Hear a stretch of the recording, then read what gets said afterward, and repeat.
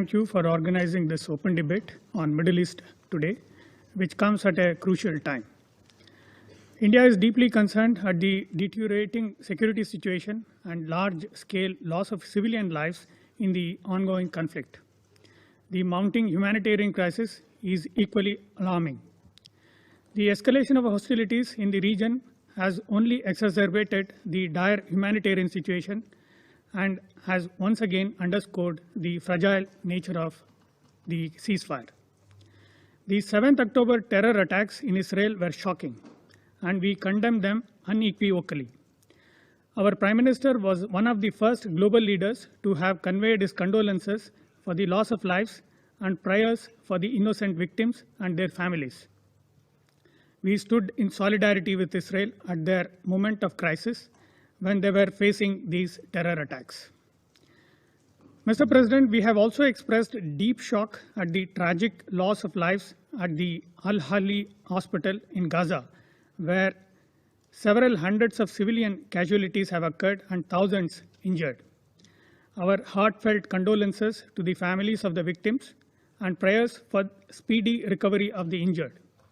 Our Prime Minister clearly spelled out that those involved must be held responsible. Civilian casualties in the ongoing conflict are a matter of serious and continuing concern. All parties must protect civilians, especially women and children. The unfolding humanitarian crisis needs to be addressed. We welcome the efforts of the international community for de-escalation and delivery of humanitarian goods to the people of Gaza. India has sent 38 tons of humanitarian goods, including medicines and equipment, to the people of Palestine.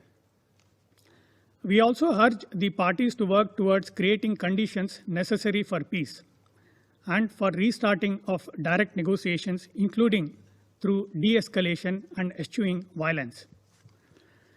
Mr. President, India has always supported a negotiated two-state solution to the Israel-Palestine issue, leading to the establishment of a sovereign, independent, and viable state of Palestine, living within secure and recognized borders side by side in peace with Israel, taking into account the legitimate security concerns of Israel. Towards this, we reiterate the need for an early resumption of direct peace negotiations.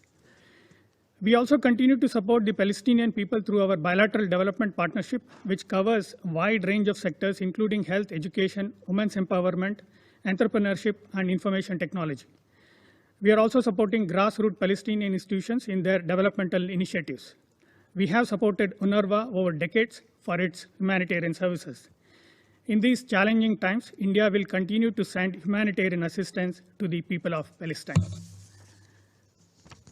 Mr. President, current escalation has once again underscored the need for immediate resumption of credible direct negotiations between Israel and Palestine. Every effort must be made to create conducive conditions for resumption of these talks.